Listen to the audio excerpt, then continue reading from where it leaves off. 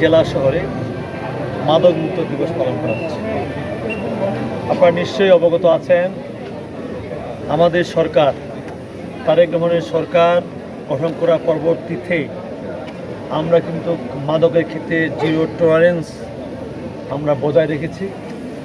এবং কীভাবে শুধু মাদক নির্মূল নয়, আমাদের যুব সমাজকে আমরা সামাজিকভাবে সেখান থেকে দূরে সরিয়ে রাখতে পারি এবং সামাজিকভাবে এই মাদক থেকে মুক্ত করতে পারি।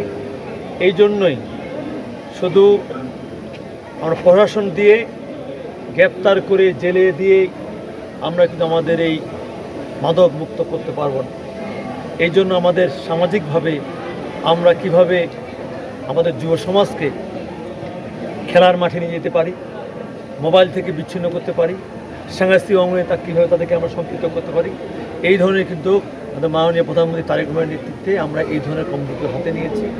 এবং ইনশাল্লাহ ইতিমধ্যেই নিশ্চয়ই দেখেছেন আমাদের সংসদে এবং আমরা ক্যাবিনেটেই আমরা বিশেষ করে অনলাইন জুয়া এবং জুয়া নিয়ে আমরা নতুন করে আইনগুলো আরও পরিবর্তন করছি এবং অল্প সময়ের ভিতরে এই মাদক নিয়েও ইতিমধ্যে আমাদের ক্যাবিনেটে কথা হচ্ছে এবং আমরা এই সংসদেই এই মাদক নিয়ে আমরা বিশেষ করে একটি চূড়ান্ত আইনে আমরা যেতে যাচ্ছি, যার মধ্য দিয়ে আমরা বাংলাদেশকে আমাদের মাদকমুক্ত করতে পারি এবং বিশেষ করে পঞ্চগড় যারা মাদকমুক্ত হয়।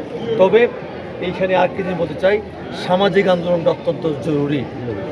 কাজেই সেই ক্ষেত্রে কীভাবে আমরা আমাদের সন্তানদেরকে, আমাদের যুবকদেরকে, আমাদের তরুণদেরকে, আমাদের আগামী প্রজন্মকে আমরা সেখান থেকে দূরে সরাতে পারি, এই জন্যে কিন্তু আমাদের সামাজিকভাবে আন্দোলনগুলো চালিয়ে যেতে হবে এবং সামাজিকভাবে আমাদের কর্মসূচিগুলো বাস্তবায়ন করতে হবে। আজকে হয়তো আমরা এখানে আজকে সারা বাংলাদেশে আমরা মাদকমুক্ত যে র্যালি করলাম, কথা বললাম, এখানেই কিন্তু শেষ না, বরঞ্চ এখান থেকে আমাদের শুরু করতে হবে এবং আমাদের প্রত্যেকটি সচেতন নাগরিককে এই ক্ষেত্রে সরকারকে, প্রশাসনকে সহায়তা করতে হবে। আমি সবারই সহায়তা চাচ্ছি, ইনশাল্লাহ সবারই সহযোগিতায় আমরা সারা বাংলাদেশে মাদকমুক্ত করব এবং পঞ্চগড় জেলাকে অবশ্যই আমরা মাদকমুক্ত জেলায় সেই অতি অল্প সময়ের মধ্যে আমরা ঘোষণা করতে পারব।